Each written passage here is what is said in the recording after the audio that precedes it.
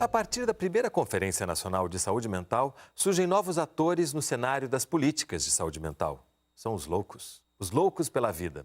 É o caso das associações de familiares e usuários. A questão da loucura e do sofrimento psíquico deixa de ser exclusivamente dos médicos, administradores e técnicos da saúde mental para alcançar o espaço das cidades, das instituições e da vida dos cidadãos, principalmente daqueles que as experimentam em suas vidas.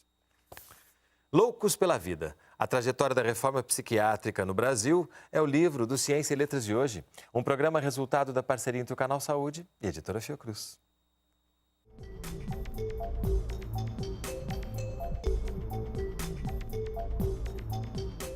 Conversam comigo, no estúdio do Canal Saúde, o coordenador do livro, Paulo Amarante, doutor em saúde pública, pesquisador titular da Fiocruz e coordenador do Laboratório de Estudos e Pesquisas em Saúde Mental. E Patrícia Dornelles, professora do curso de terapia ocupacional do FRJ e superintendente de difusão cultural do Fórum de Ciência e Cultura e militante do movimento antimanicomial. Sejam bem-vindos. Loucos pela Vida, estou aqui com a segunda edição pela editora Fiocruz e estou aqui também, que você trouxe para a gente, Paulo, a primeira edição. Entre uma e outra temos quanto tempo? 20 anos. 20 anos. Nesses 20 anos, depois eu queria que a gente ganhasse um tempinho do programa, recuperando essa história toda da reforma psiquiátrica, mas pegando desde o início, o que Foucault nos traz e tal. Mas antes eu queria saber, nesses 20 anos, como é que é para você, assim, entender o caminho que o livro faz e, ao mesmo tempo, o caminho que o livro aponta dentro da reforma psiquiátrica? Para mim é algo muito importante, você saber, um livro escrito, publicado pela primeira vez há 20 anos atrás, ainda em catálogo, ainda sendo procurado, sendo indicado com bibliografia de cursos, de concursos, né? Ser absolutamente vivo.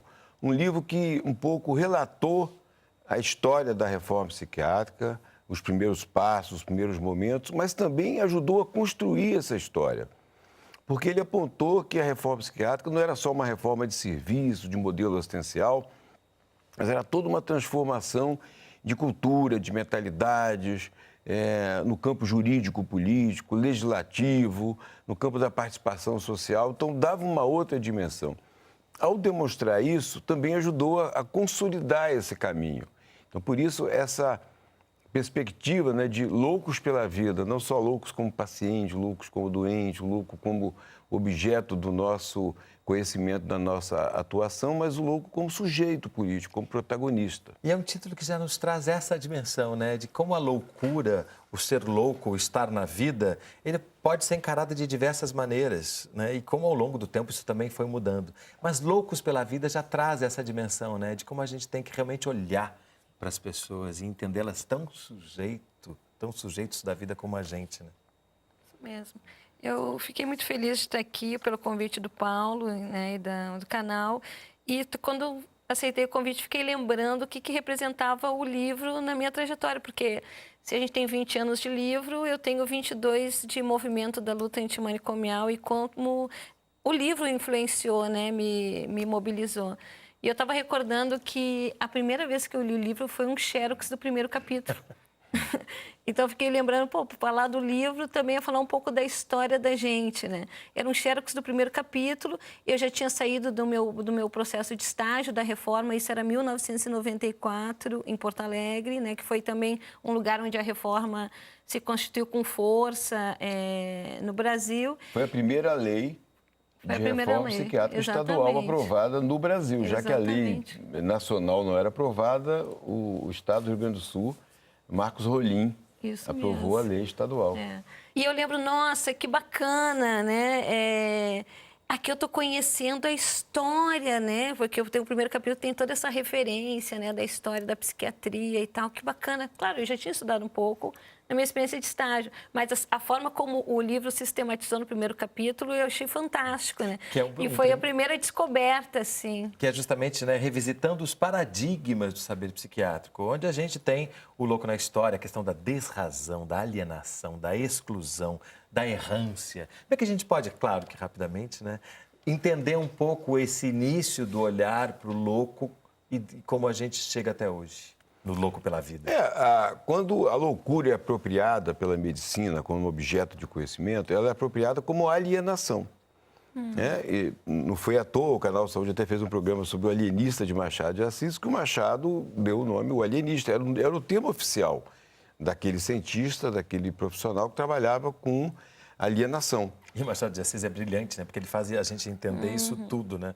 De uma forma riquíssima em literatura também. Eu sempre digo, e eu tenho um texto que eu digo isso, quando algum aluno me pergunta qual que eu devo começar a ler para entender a forma psiquiátrica, eu falo, leio o Alienista de Machado de Assis. Eu acho que ele, de uma maneira muito eficiente, no sentido que ele toca na alma das pessoas, ele coloca em discussão essa ideia de alienação, de incapacidade, alienado a estar fora de si, estar não sujeito da sua consciência, incapaz de razão, incapaz de discernimento. E nós rompemos com isso, demonstrando que não. Pode ser um outro conhecimento, outra forma de estar no mundo, mas não é uma incapacidade de estar no mundo, uma capacidade de reconhecimento. Essa alienação, ela também justificou muita violência, né? Ao longo do tempo, né? Porque vem acompanhada de uma exclusão, de uma tutelação. A ideia de que se você é alienado, é incapaz da razão, você se aproxima da irracionalidade. O que caracteriza o homem, a humanidade, é a razão, é a racionalidade. Então, os irracionais são os animais. Por isso, o local de tratamento, a relação com o louco, com o alienado, era uma relação de tutela, de custódia, de vigilância, de segregação, de controle, de recuperação. Então, toda uma ideia de correção moral, de correção pedagógica, e à força, se preciso for. E que é o oposto do que a cultura faz quando as pessoas entram em contato com a própria cultura, conseguem colocar isso no mundo, é exatamente o oposto, né? Isso, a gente vem aí trabalhando, né, Paulo, há um tempo já. Acho que a experiência da Fiocruz com o Ministério da Cultura, o Loucos pela Diversidade, foi um pouco isso, né? A gente tentar desterritorializar ainda um pouco mais, né, a própria pauta da reforma e da relação que a reforma vem também constituindo com essas linguagens, né, da arte e da cultura. Então, é super importante que a gente possa avançar, né? É interessante que a gente está aqui vendo um livro de 20 anos, mas como a gente também está passando por alguns processos, né, de alguns modelos que estão vivendo um retrocesso na pauta da reforma, né? E a gente vem apostando que a cultura, a arte, mais a partir dos paradigmas atuais das políticas culturais, pode ser um caminho bacana para a gente retomar o processo da reforma psiquiátrica brasileira. A gente aqui no Rio tem o Instituto Felipe Pinel, e Pinel, durante muito tempo, foi usado, inclusive, como sinônimo. Né? E o fulano está Pinel. Por que o Pinel tem importância nessa trajetória? Então, Pinel pode-se dizer, ele é considerado o pai da psiquiatria. Era um médico, importante médico, que viveu nesse período histórico da Revolução Francesa, responsável, um dos principais responsáveis pela transformação do hospital, o antigo albergue filantrópico, religioso, em instituição médica. O nome hospital, né? Já indica que ele vem de um espaço de hospitalidade. Ele é medicalizado. O Pinel é um desses atores responsáveis. E o primeiro hospital medicalizado foi o Hospital Psiquiátrico. Então, o Pinel construiu o primeiro hospital, construiu o primeiro método de tratamento, o tratamento moral, e escreveu o primeiro livro, o Tratado Médico Filosófico sobre Alienação Mental. Onde ele classificava, né? Classificava e indicava os primeiros tratamentos. Então, no mundo inteiro tem o Hospital Pinel. Em Porto Alegre tem Clínica Pinel, São Paulo, no Rio, em vários locais e no mundo inteiro, onde a psiquiatria se constituiu nesse modelo ocidental, né, tem Instituto Pinel, Hospital Pinel. E no Rio ficou característico, sinônimo de louco, num certo sentido meio popular, meio pejorativo do senso comum. E o Pinel daqui teve uma experiência que eu não sei se ainda existe, do TV Pinel, que durante muito tempo existe, né? A gente foi parceiro dela, por isso que eu me lembro dela como se fosse algo ligado também a alguns anos atrás, né? Que já demonstra essa capacidade, né, das pessoas, independente da sua classificação de saúde ou não saúde mental, de criar, de produzir, de trabalhar em inúmeros lugares da produção cultural, né? Eu acho que foi bom lembrar da TV Pinel, né? Já que a gente está num programa, a TV Pinel tem um papel importante, assim como outros dispositivos também interessantes que foram criados, como a Rádio Tantã, a TV Tantã e outras outros meios, né, que são canais de comunicação e difusão de uma linguagem, que eu acho que é isso que a gente vem tentando discutir, uma linguagem estética, uma subjetividade, né, um jeito de estar no mundo. E eu acho que a TV Pinel e esses outros dispositivos, esses outros canais, têm esse papel importante de mostrar um pouco que existem outras formas de viver. E respeitar isso, essas estéticas diferentes, fazem parte dessa diversidade que compõe a cultura brasileira, né? Sempre aprender, né? A gente tem que sempre aprender com essa diversidade, em vez de encarcerar, né? Em vez de querer temer, né? Mas esse temor, ele também foi muito colocado na cabeça das pessoas, né? A partir dessa história que o livro recupera. Mas, num determinado momento, a gente consegue trazer experiências muito italianas, mas de várias partes do mundo, e começa o que a gente chama de reforma psiquiátrica no Brasil. Como a gente pode situar isso? Eu acho que uma coisa importante da reforma psiquiátrica é que ela nasceu num contexto de transformação política mais geral. Uma série de jovens profissionais recém-formados com uma expectativa de trabalhar e de contribuir com o outro, etc., encontram um país com muita repressão, instituições muito fechadas, né, que refletiam o estado mais geral da política. Então, a luta da reforma psiquiátrica brasileira, talvez ela tenha hoje a dimensão que tem no mundo. Eu acabei de chegar da Espanha, fui lançar um livro da editora Fiocruz, publicado em espanhol, com a cooperação lá, e a expectativa, a escuta que as pessoas têm para a nossa experiência é muito importante. Então, qual foi a nossa originalidade? Talvez nascer dentro de um movimento de reconstrução de um projeto nacional, de cidadania, de solidariedade, de liberdade, de direitos, que não é só para o louco, mas é para uma série de segmentos que foram excluídos, radicalmente excluídos no período da ditadura, da repressão, etc. Esse movimento ele tem uma dimensão que transcende a luta específica na saúde mental, a luta na reforma sanitária, né? Ele se coloca, hoje, o movimento da luta antimanicomial, ele está dentro de outros movimentos de direitos humanos, de diversidade cultural, de igualdade, os grandes fóruns nacionais que reúnem esses espaços, Fórum Social Mundial, o movimento antimanicomial está sempre ali. 20 anos depois, uma nova edição do livro e uma outra forma também de pensar, aprendendo com a trajetória, mas criticando e percebendo que a luta continua. Que luta continua? No próximo bloco, não sai daí, a gente volta já.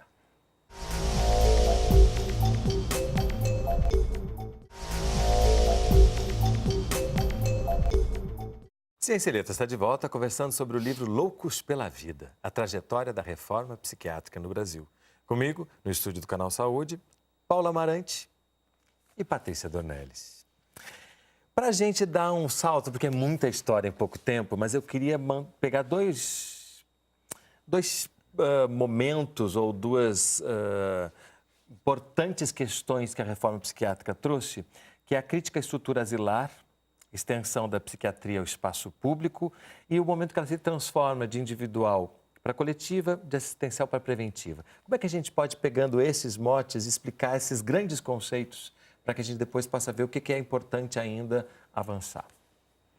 Eu acho que a questão da crítica asilar foi fundamentalmente demonstrar que era uma concepção equivocada de loucura, como desrazão, periculosidade, incapacidade, como erro, e que então a instituição asilar era fundamentalmente um projeto de correção moral, como uma instituição, um reformatório, uma casa de correção, como uma penitenciária. E a loucura não se inscreve nessa forma de questão, na natureza dessas questões. É uma outra dimensão. E, por outro lado, a ideia de que o asilo, ele não só tratava, entre aspas, da loucura, como ele produzia uma forma de relação com a sociedade. Ele, ao retirar as pessoas do meio, ele produzia um certo tipo de comportamento. Então, hoje nós temos claro, pela nossa prática, retirando as pessoas dos asilos, pessoas com 30, 40 anos, que aquilo que nós conhecemos como a psicopatologia da sua enfermidade não era da enfermidade em si, digamos assim, mas era da prática institucional, do asilamento, da segregação, da violência. O institucionalismo, a institucionalização, era muito mais causadora daquilo que nós depois viríamos a chamar de doença. Ao retirar essas pessoas, a gente viu que elas tinham vontade, tinham desejo, tinham projetos de vida e mudaram as suas histórias, mudaram até as suas patologias. A gente falou aqui do alienista Machado de Assis, tem um filme também, O Bicho de Sete Cabeças, que fala da indústria da loucura também, né? Que isso tudo também servia para muita gente ganhar dinheiro em cima dessa violência toda, né?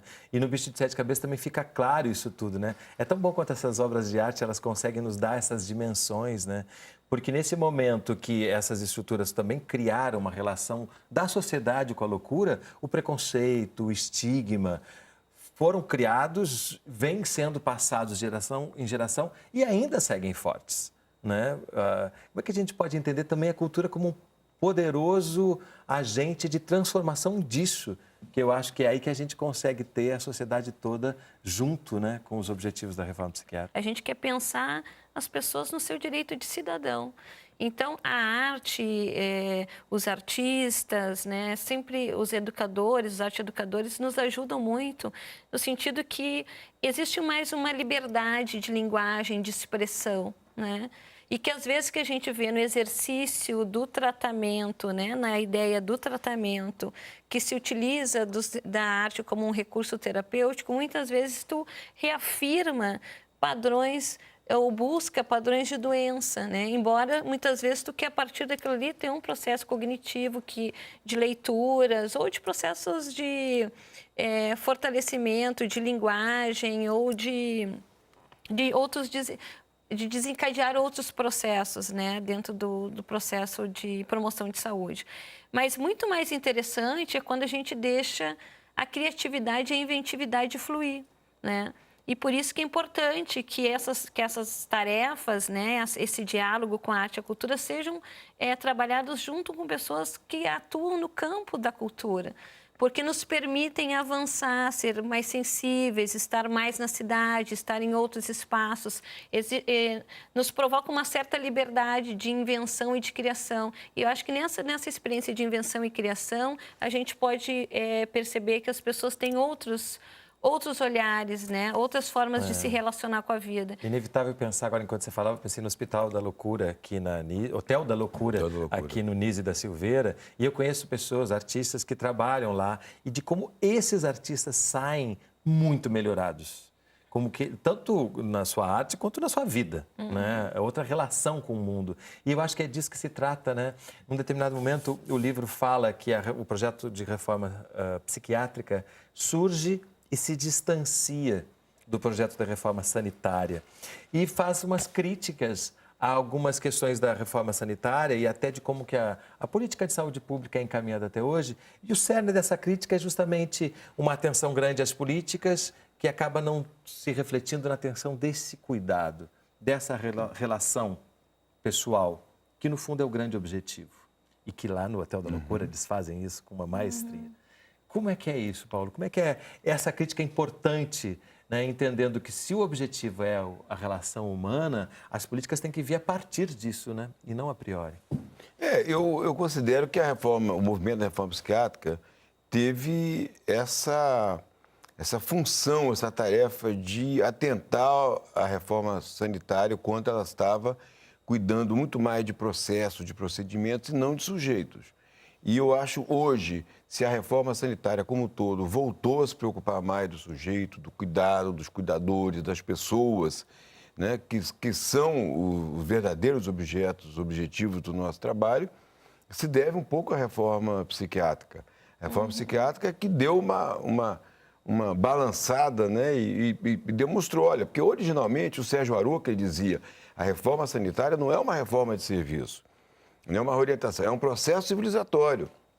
O que a gente quer é colocar em discussão os nossos princípios, né, as nossas mentalidades, a nossa forma de pensar a questão da saúde e não tratar de doenças. Então, mais do que a prevenção, era uma ideia de transformação da concepção de saúde como um todo.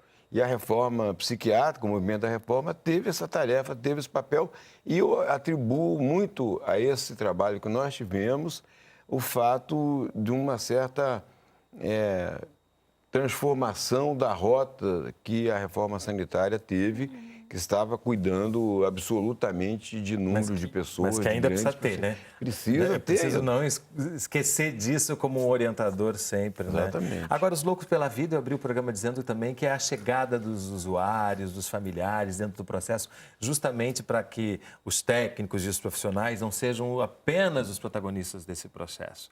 E isso é fundamental, né? Quando a gente conversa com essas pessoas, a gente vê o acúmulo de conhecimento que eles têm, né? E de como que muitos foram combativos politicamente, inclusive, para que essas transformações acontecessem. Sem eles, a gente não avança, né? Eu acho que esses loucos pela vida que o livro fala, que justamente também se empoderam quando a gente critica o asilamento e diz que essas pessoas têm que estar conosco, porque somos um pouco todos também essas pessoas, né? Eu acho que essa junção, né, do movimento dos trabalhadores, né, com as pessoas, os familiares e os usuários foi fundamental, porque colocou esse processo na constituição de uma luta, né, de uma luta pela uma perspectiva diferente de cuidar da loucura no campo dos técnicos, né, seus cuidadores, e uma luta numa perspectiva diferente a partir das pessoas que vão buscar uma dignidade pelo seu ser estar no mundo, né, pela sua forma de pensar e de agir, e entendendo que, bem, temos sofrimentos psíquicos, né?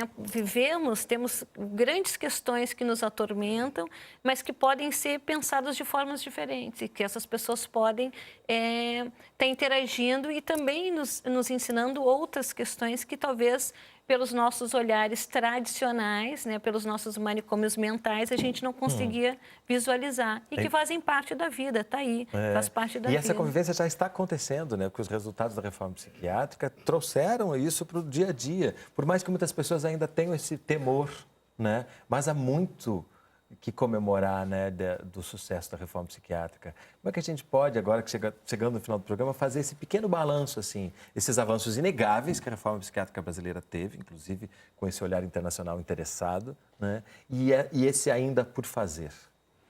Primeiro, assim, nós tivemos, de fato, uma mudança no campo assistencial muito importante. Nós, no final dos anos 80, nós tínhamos 80 mil leitos psiquiátricos. Hoje nós temos menos de 30 mil. Né? Nós tínhamos 1 ou 2 CAPs, Centro de Atenção Psicossocial, hoje temos quase 3 mil. Nós temos centenas de residências de ex-moradores de hospitais psiquiátricos. Residências que são experiências riquíssimas. As pessoas moram na cidade, habitam a cidade, cozinham, trabalham. Temos mais de 1.000 cooperativas de trabalho com pessoas, usuários de serviço de saúde mental, ou ex-usuários, para não ficar eternamente nessa figura de usuário. Temos em torno de 1.000 projetos culturais. Quando fizemos Loucos pela Diversidade, nós demos 55 prêmios, ficamos com medo de ter 55 candidatos. Tivemos quase 500. Hoje, nós fizemos um levantamento, até seria necessário um levantamento mais formal. Temos em torno de 1.000 projetos culturais riquíssimos, como o Harmonia Enlouquece, o Sistema Nervoso Alterado, o Tá Pirando, Pirado, Pirou. Eu adoro os nomes, né? Porque são nomes que não têm o menor temor de brincar com isso. Né? Criativo, antena Virada, Rádio Cala a Boca Já Morreu, Rádio Maluco Beleza, e milhares de projetos de teatro, de música, de poesia, de escultura, e grupos musicais, etc. Então, isso tudo é a reforma psiquiátrica, né? Que não é só serviço, né? Existem vários serviços abertos, com um nível de atenção fantástico. Aonde no setor privado ou no seguro de saúde você consegue uma clínica como o CAPS, que você tem no mesmo dia acesso ao psiquiatra, ao psicólogo, ao assistente social, ao terapeuta ocupacional, a uma oficina, a um passeio, a um projeto cultural, entendeu? Isso você não encontra. E por outro lado, temos uma certa certeza, né, se pode dizer assim, de que essas pessoas, ao não entrarem mais na carreira moral dos manicômios, da medicalização, do abandono, né, da desassistência que eram aquelas instituições, elas tiveram vidas reinventadas, descobertas. Né? Isso é uma revolução, ninguém né? tira Total. de nós, ninguém tira dessas pessoas. Então, só para dar um exemplo, pessoas que eu conheço, que diziam, eu sou paciente do hospital tal, Depois de algum tempo, eu encontrava com ela e falava, eu sou usuário do movimento, no sentido do protagonista, sou usuário da luta antimanicomial. Agora ela diz, eu sou artista, eu sou oficineiro, eu sou vendedor de uma cooperativa, mas o deslocamento da identidade social é muito importante. Isso é uma mudança riquíssima, né? Que você não tem como medir. E aí, quando a gente lê essa trajetória aqui no livro, a gente fica se sentindo orgulhoso mesmo disso estar acontecendo, porque é uma revolução nos próprios manicômios de cada um, né? Que a gente tem que ainda quebrar muitas paredes quando olha no que a gente está chamando de loucura, né? E em algum momento do livro, não sei se é no pós-fácil, alguém lembra, se de perto ninguém é normal, de perto ninguém é anormal. É o Ernesto Venturini, Que isso é maravilhoso. de Bolonha. Então a gente acaba com isso, né, para que todo mundo pare e pense um pouquinho sobre o que tem de loucura, sobre como pensa sobre a loucura, para que esses nossos manicômios internos se quebrem de uma vez. Obrigadíssimo pela presença de você. Obrigado mesmo, Canal Saúde, a você, Renato. O programa Ciência e Letras é resultado de uma parceria entre o Canal Saúde e a editora Fiocruz. Se você quiser entrar em contato conosco, mandar sua crítica ou sugestão de leitura, nosso endereço eletrônico é canal.fiocruz.br. A gente se vê no próximo programa. Até lá! Para entrar em contato com a editora Fiocruz, acesse www.fiocruz.br/editora ou ligue para 21 3882 9007.